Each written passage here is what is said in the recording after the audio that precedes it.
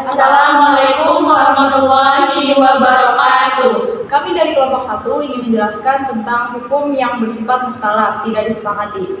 Berikut cuplikan videonya. Selamat menyaksikan. Aduh, kayak apa enggak, hari ini ada fikiran mana jam pertama nih. Haram dari belum hafal wujud-wujud. Coba kamu sama aja. Kenapa gimana? Ya ampun, apa lah.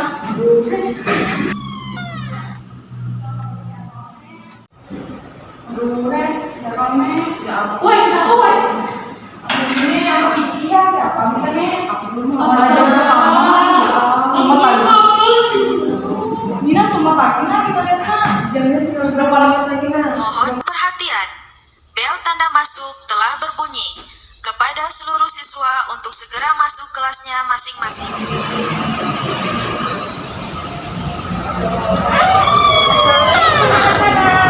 Waalaikumsalam warahmatullahi wabarakatuh.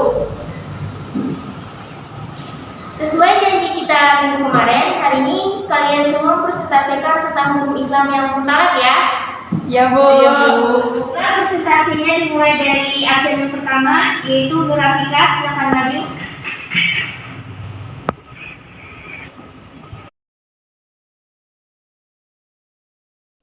Di sini saya akan menjelaskan hukum Islam yang mukhtalaf. Yang pertama, ikhtisan. Pengertian ikhtisan menurut bahasa berarti mengangkat baik. Ahli usul yang dimaksud dengan ikhtisan ialah berpindahnya seorang mujtahid dari hukum yang dikehendaki oleh qiyas jali kepada hukum yang dikehendaki oleh qiyas khafi, atau dari ketentuan hukum kulli kepada ketentuan hukum juz'i.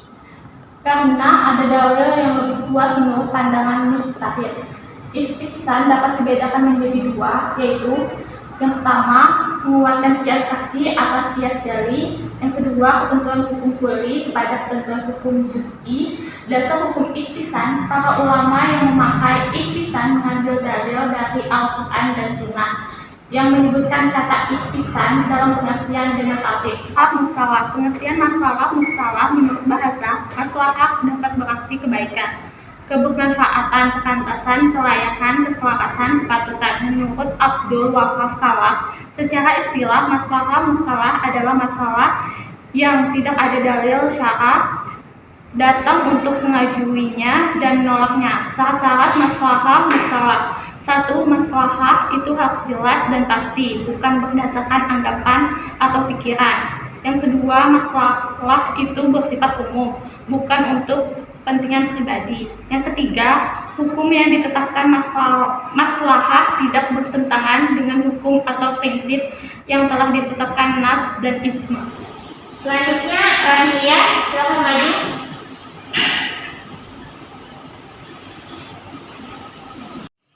Warahmatullahi wabarakatuh. Di sini saya ingin menjelaskan tentang hukum Islam yang mukhtalaf, bagian yang istisab dan juga bagian sadud zariyah.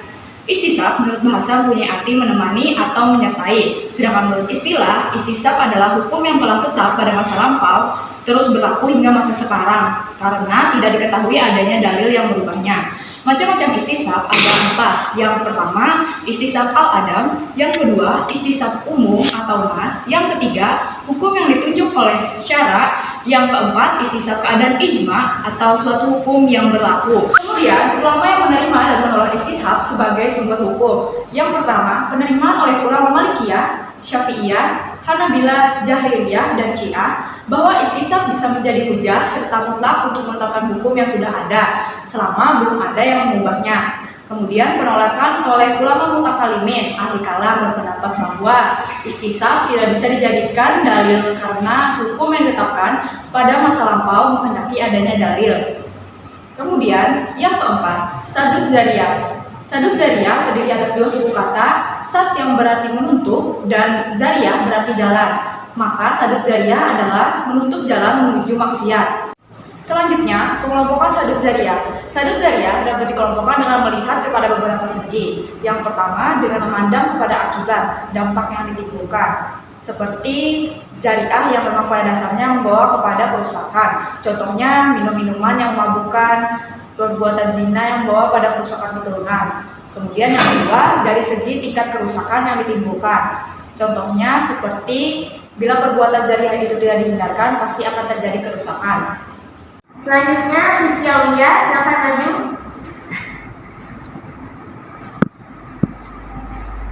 Assalamualaikum warahmatullahi wabarakatuh. Waalaikumsalam warahmatullahi wabarakatuh. Di sini saya akan menjelaskan hukum Islam yang mukhtalaf bagian urf dan syar'u man qablana. Urf menurut bahasa artinya adat kebiasaan. Macam-macam urf. Yang pertama, menurut dilihat dari segi sifatnya, urf dibagi menjadi dua macam. Yang pertama ada urf amali, yaitu urf yang didasarkan kepada praktik atau perbuatan yang dilakukan oleh masyarakat secara terus-menerus. Yang kedua ada urf qauli, atau disebut juga dengan urf lafzi, yaitu kebiasaan masyarakat menggunakan lafal atau ungkapan yang ucapan tertentu. Bukan hanya itu, dilihat dari segi wujudnya, urf terbagi menjadi dua macam. Yang pertama ada urf syahih atau yang baik, yang diterima oleh masyarakat secara luas dan dibenarkan oleh pemikiran akal sehat, membawa kebaikan dan kemaslahatan, menolak kerusakan, tidak menyalahi ketentuan nas Al-Quran dan As-Sunnah. Yang kedua ada urf lafzi, dengan nas Al-Quran dan As-Sunnah serta kaidah-kaidah agama bertentangan dengan akal sehat, mendatangkan mudarat dan menghilangkan kemaslahatan. Kehujatan yang pertama, ulama usul sepakat bahwa urf yang sahih dapat dijadikan hujah dan sarana dalam menetapkan hukum syarak. Sedangkan urf fasid tidak dapat dijadikan hujah. Contoh urf, pelai laki-laki memberi hadiah kepada pihak perempuan dan hadiah ini bukan merupakan bagian dari mas kawin. Selanjutnya yang kedua ada syar'u man qablana. Syar'u man qablana mempunyai arti menurut bahasa berasal dari kata syar'u syiah yang artinya sebuah aliran sebuah agama hukum syariat, dan qablana artinya sebelum Islam. Syar'u man qablana yang pertama dinasah syariat kita atau syariat Islam. Yang kedua dianggap syariat kita melalui Al-Quran dan As-Sunnah, ini termasuk syariat kita atas kesepakatan ulama. Tidak ada penegasan dari syariat kita apakah dinasah atau dianggap sebagai syariat kita. Kehujahan syar atau kehujahan syar'u man qablana, syariat untuk umat sebelum kita juga berlaku untuk syariat kita.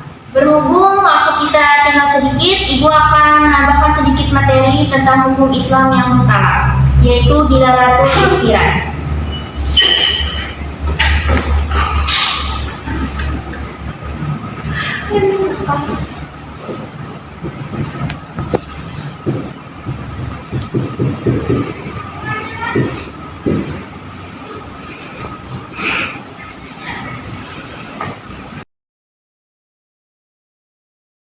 Apakah kalian sudah ada yang tahu tentang materi dilalatul ikhtiran itu? Belum.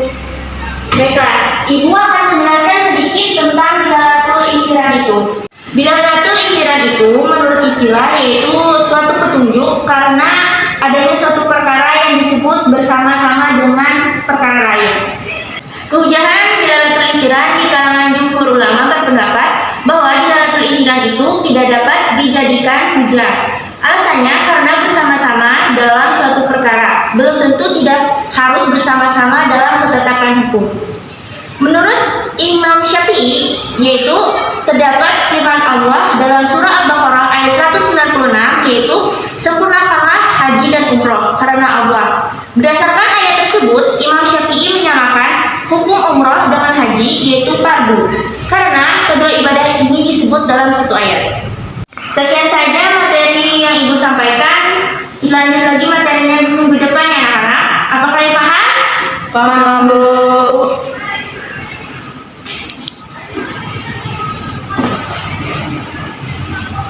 Ibu akhiri, wassalamualaikum warahmatullahi wabarakatuh. Waalaikumsalam warahmatullahi wabarakatuh.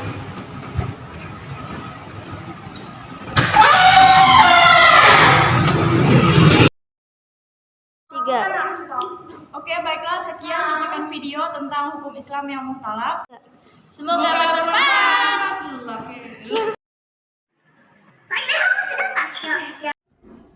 Sekian cuplikan video tentang hukum mutalak.